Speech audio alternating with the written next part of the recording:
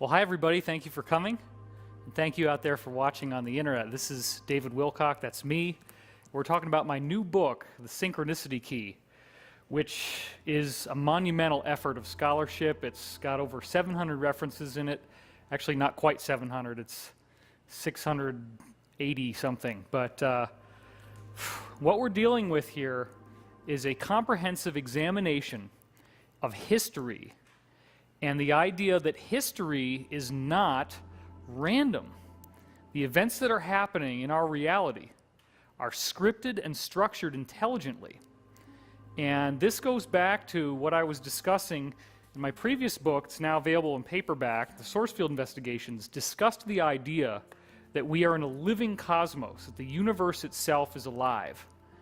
And so when we think about a concept like that, it fundamentally changes the basic nature of what it means to be human, what it means to be alive.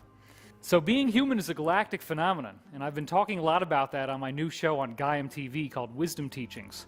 Half an hour a week.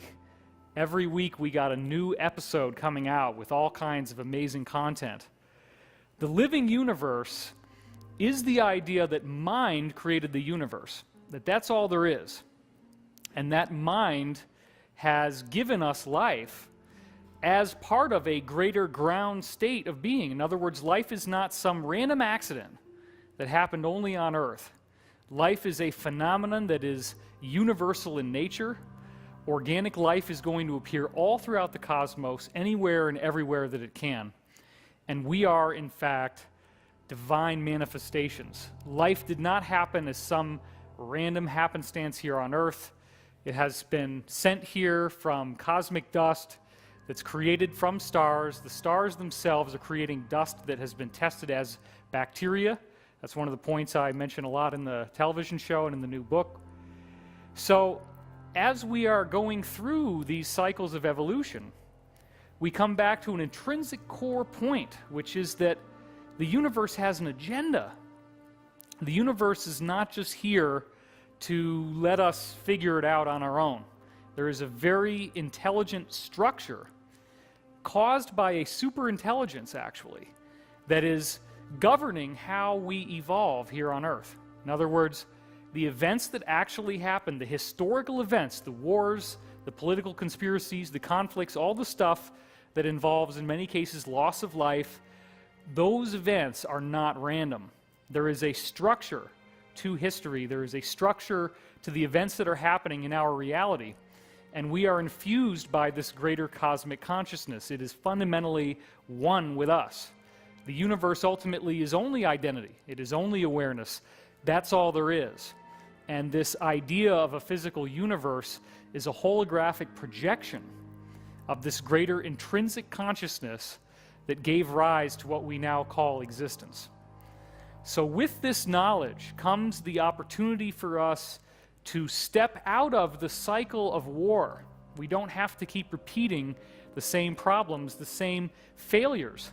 We can start geoengineering entire planets. Some of these moons that might be out there in our own solar system may actually be hollow on the inside and inhabited by other humans like us. That's one of the things that I've heard from insiders who have worked in very high levels of classification secrecy within the United States government and other governments.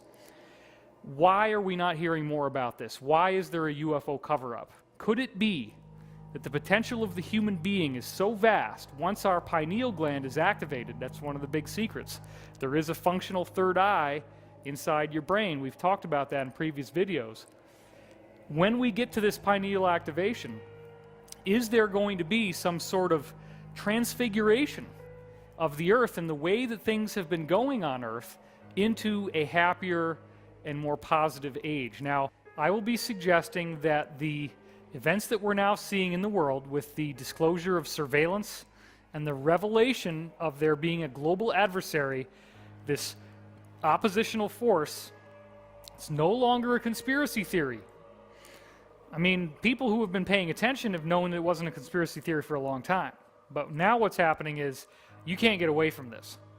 Everybody knows, it's on all the newspaper headlines. This is a very serious development.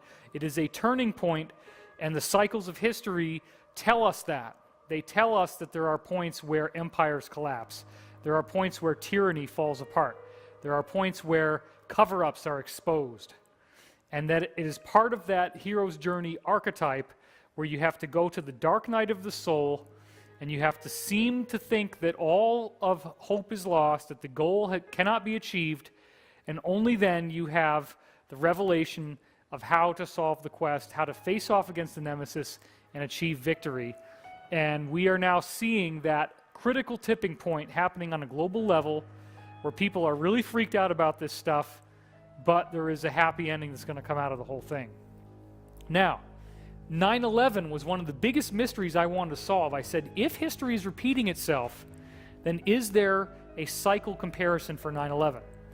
And I rewound the clock 539 years, and my God, 539 years ago, within 6 days, there is a corresponding war in Europe called the Battle of Swicino that was the turning point in a much bigger conflict called the 13 Years' War. So this is how it works. This is the cycle science that's all based on this repeating blueprint. And I thought to myself, my gosh, this is such an original discovery. I'm so excited. I broke this through, or not. So then I go online and I start looking at things and I start looking at Masonic symbols and I realize, my God, they knew that there was a companion star that we're orbiting through that has geometry. Now, if this black sun, which ultimately is not negative, okay, I'm saying this is basic, loving cosmos, celestial mechanics, we're orbiting this geometry, it will change our DNA as we go through it, and it's governing these cycles of time. That energy is driving us through the ascension process, and they probably inherited this, my supposition is, from positive extraterrestrials, and it all got contorted out of control and became something negative it was never intended to be originally. And again, it all comes back to the idea that the basic pattern that the black sun generates, which is, again, not negative, it's just celestial mechanics, a basic loving cosmos that's pushing us through ascension, generates this pattern, and we come into alignment with it at the end of the cycle. This is the providence of that symbol. This symbol literally shows you the conjunction that happens at the end of 25,000 years, which is encoded into this passage. The great order of ages is born again. And it creates a transmutation, a movement into the light body, which is what this prophecy actually said. So all of this stuff works together very nicely. The conjunctions all fit together. And what we're seeing is that the Merkaba here, this pattern, divides up into 12 cycles. We have the bubbles, the close-packed spheres, and it's the same historical events that keep repeating, each cycle being 2,160 years in length, an age of the zodiac. And of course, again, in my book, we show redundant proof that history is moving in 2,160-year cycles. I show an incredible string all the way back to 1897, I believe, where Roman history and U.S. history are just duplicating. They're doing the same thing, 2 different cycles of the same thing. And then one of the really amazing things at the end of the book is I quote from this Russian scientist, Anatoly Fomenko, and he looks at all the different history going all the way back to the Sumerians in almost every recorded form of history on Earth and shows that they're all doing this.